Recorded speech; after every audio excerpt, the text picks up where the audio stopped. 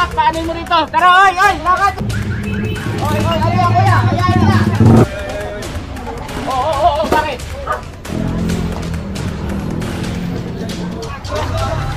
Op. Makinig kayo! Hindi kasi kayo ang napapagaling. Kung ikaw nagtitinda rito, nagreklamo ko.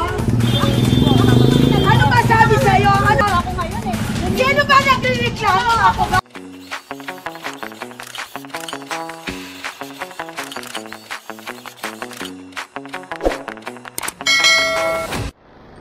And so magandang umaga sa atin lahat. Narito tayo ngayon sa Francisco Street and District 1 Tondo, Manila. Kasama natin ang DPS District 1 sa pamumuno ni Boss Egay. So magkakandak tayo ng clearing operation. In-assist tayo ng barangay. Ayan. Hindi ko sure kung saan. Ayan, pupuntahan na natin ngayon. Ayan, nagpapasalamat nga pala ako sa lahat ng sumusuporta at nanonood sa ating content.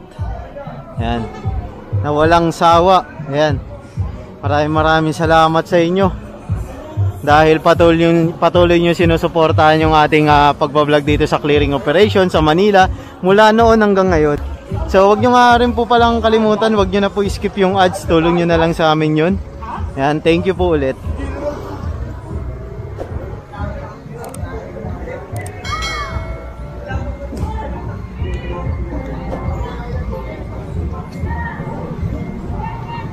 May report yata kasi ito sa barangay, kaya aaksyonan ng barangay, request sa DPS.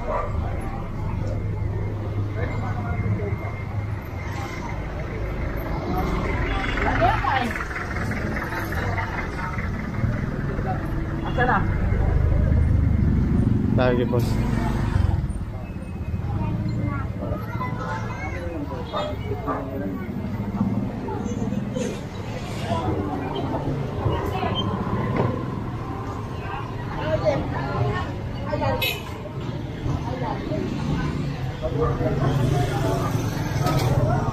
Ang dami, ito na naman sila.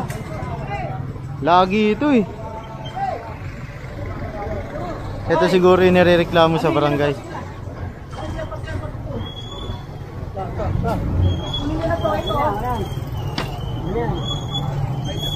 Baka tamaan nyo yung motor.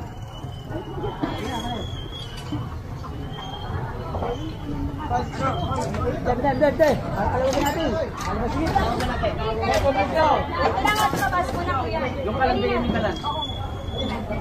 Sensya ka na kuya. Oo, bakit? Ano? Pagkain ko, ginuro yung pagkain ko. Bigyan yung pagkain niya. Nakatawag ka, Pinisin nyo. Lahat yan po ninyo.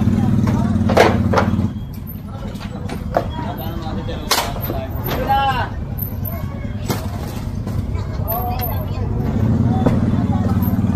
Dami nito.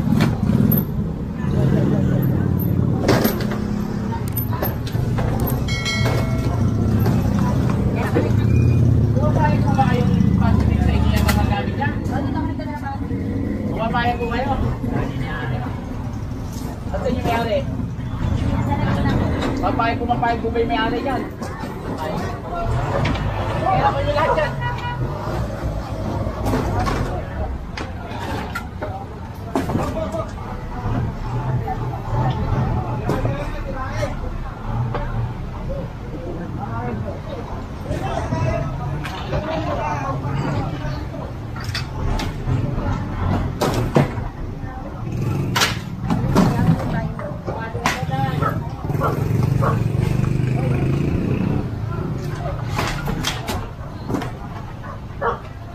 Yan bali sinasakay na sa sa truck lahat. Puro kahoy pala to, saka mga papag, mga pala plywood. Yan, higaan. Ito parang pintuan to.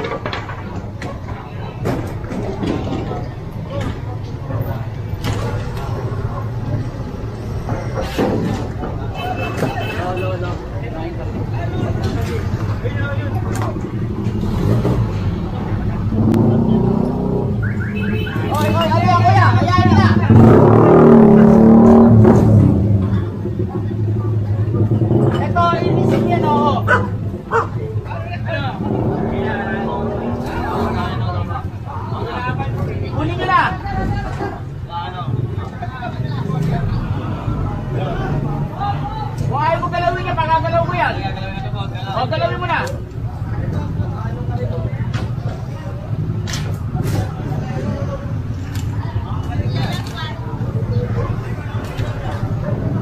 And so binigyan siya ng time para alisin, pero pag hindi niya agad inalis yan, kukunin talaga yan.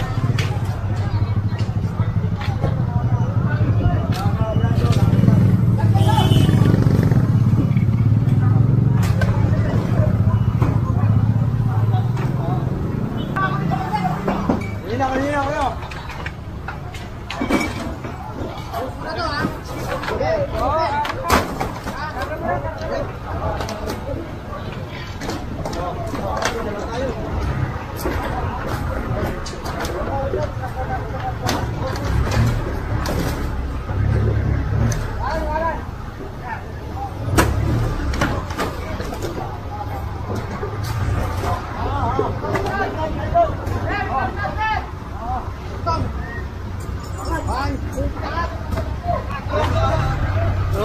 Up.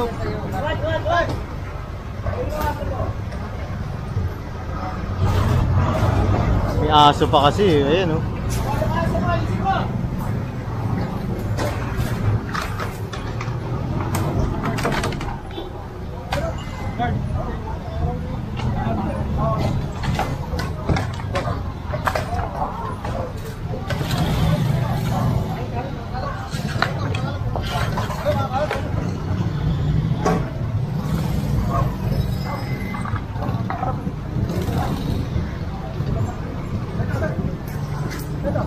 Buo pa ba yung payong na yan?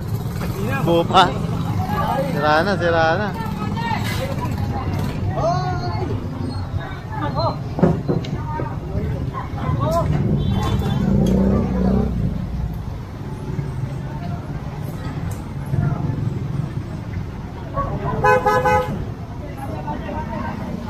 Dami oh.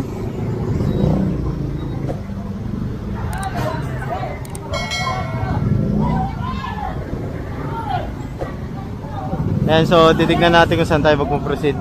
Hoy! Sakay na, opisina! Ayan, so ibababa natin sa opisina.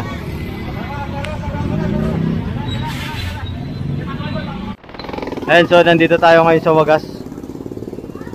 Ako po ayoko pong manguha ng panita kasi hanap ko ayusin natin. Di ba dati dito kayo? Umuho pa kayo dyan. O ano nangyari?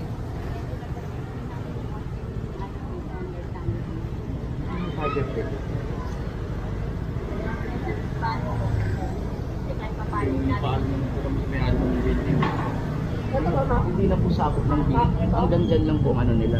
Ito po mag-aari na po ng ano. May ano po may say po barangay.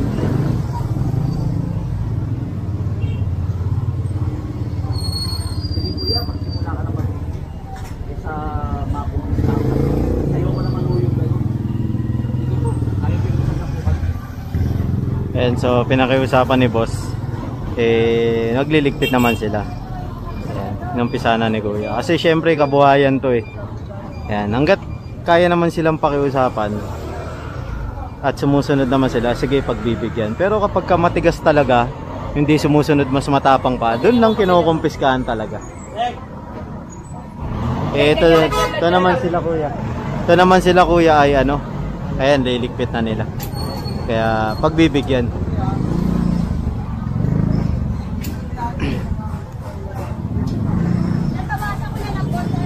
Atanggalin po natin lahat.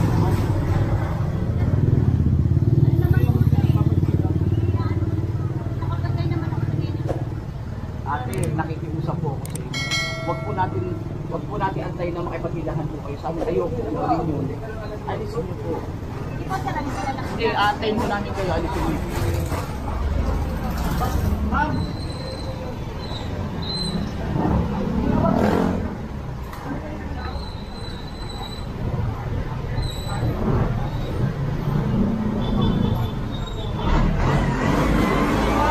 Pumapayag po kayong ilagay dito nila yung mga ano nila?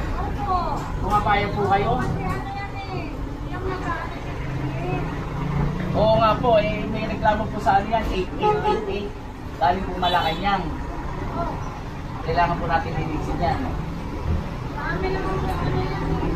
Antayin natin si Chairman ha. Chairman Beltran. Para makausap nyo ha. Pinapayagan nyo pala. Sige po. Sige po, opo. Sige, alisin nyo po yan. Nakikiusap ako sa inyo. Chairman, si 8AI, si Papas Pau siya, pinapayagan niya raw sila rito. Eh, sino nagsabing pinapayagan? Ayun po, ayun po. Ako pumapayag? Hindi, siya po. Pumapayag siya. Nagreklamo. Nakita naman niya yung ano, meron siyang hawak na papel. Oh. May bumaba na naman sa akin papel, kaya pinaano ko. Eh, kawawa naman ako. Ako masususpinde na hindi ko ano. Eh kaya pumapayag po sila. Sabi ko, pumapayag po ba kayo ilagay dyan? Payag naman daw sila. O, papayag ka dito. Pero dito, hindi po pwede dahil hindi ko pag-aari ito. Eh, buksan mo nga paano tayo magkakaintindihan. Ha? Eh, kaya nga, hindi po pwede yung sa ano. Kasi yan, anuan yan eh. Sa gobyerno yan, hindi nyo pag-aari yan. Kaya alam niya yan. O, eh, pinakukuha nga yung mga gamit niya eh. Oo nga, pero dito, ang sinasabi ko sa inyo, kaya nga po, makinig kayo. Makinig kayo. Hindi kasi kayo ang napapagalitan. Yung doon, yung pag yung masanga ganyan, hindi po pwede. Pero kung nandun sa labas, hindi rin po pwede. Kailangan kunin talaga. Ay, kaya nga kunin na yan. Kukupag ka.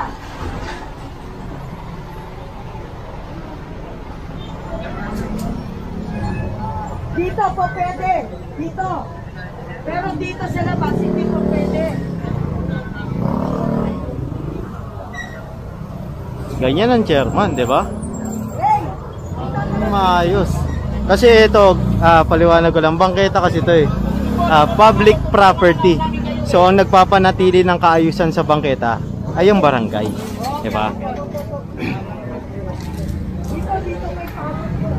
Para sila magkaroon ng pwesto, pwede silang pumunta sa Manila Hawkers. Ayan, para mabigyan sila ng pwesto. Eh, may report pala. At medyo napagsabihan yata si chairman. Kasi nakarating sa taas. Hindi ko alam kung sa City Hall or sa Malacanang. Kasi kapag sinabing taas, maaaring sa DILG yan eh. Mandated kasi yan eh. DILG mandated clearing operation.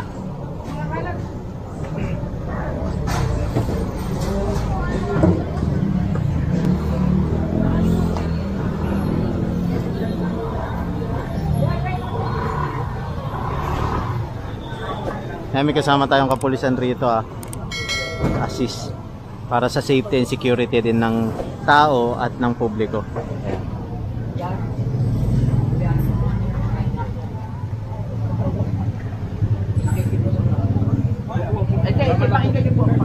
Pakinggan niyo po mula. Ayaw pa na makinig. Nakikiusapan kayo ng maayos. Kayo naman. Hindi nga po. Huwag na po tayo babalik dito. Kasi once na bumalik kayo dyan, napagbigyan na kayo ngayon. Warning na to. Once na bumalik kayo dyan, pasensyahan na po tayo. Bukapiskayin na po namin lahat yan. Ha? Kaya, itulang ko na to kuya. Nakaka-traffic tayo. Sabi ka, itatabi.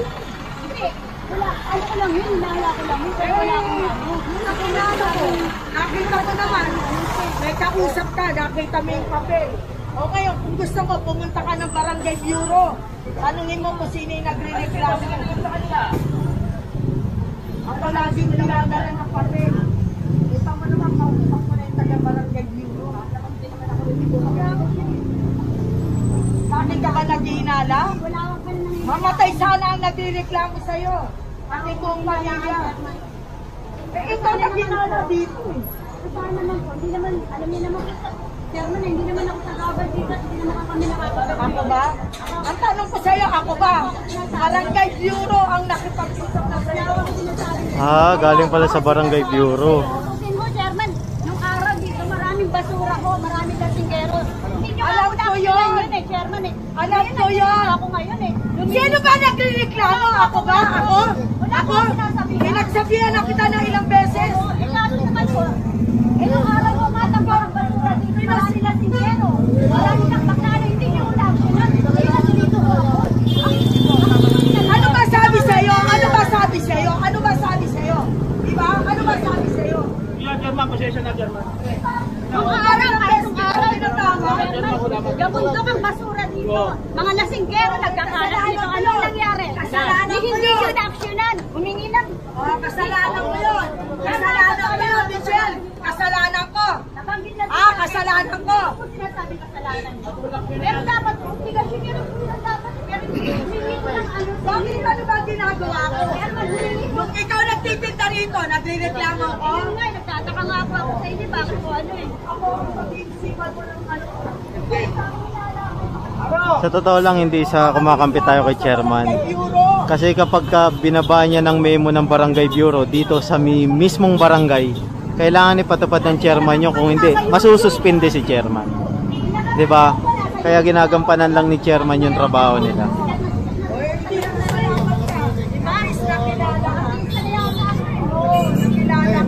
Grabe naman kayo. Parang hindi naman ako residente. Sinasabi mo grabe ako. Ano ba ginawa ko sa'yo, ha?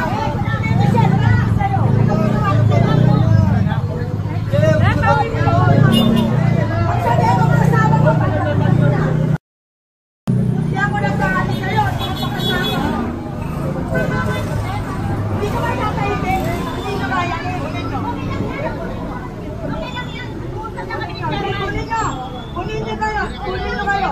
Hindi ako papayag na yun. Dahil makakastos ako. Kunin nyo kayo. Kunin nyo kayo. Kunin nyo kayo.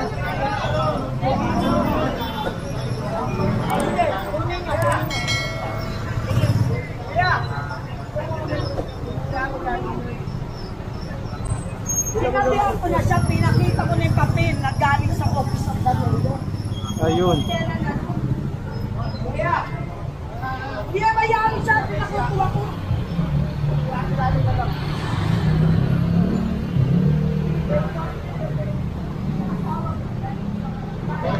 Pag hindi mo dinala within this day, magkakagulo talaga tayo. Ilang beses ko nang binabaan ng papel. Kaya dito ba, boss? Tara, yung truck, paanin mo rito. Tara, ay, lakad, lakad. Yung truck na ganito tayo. Brasero.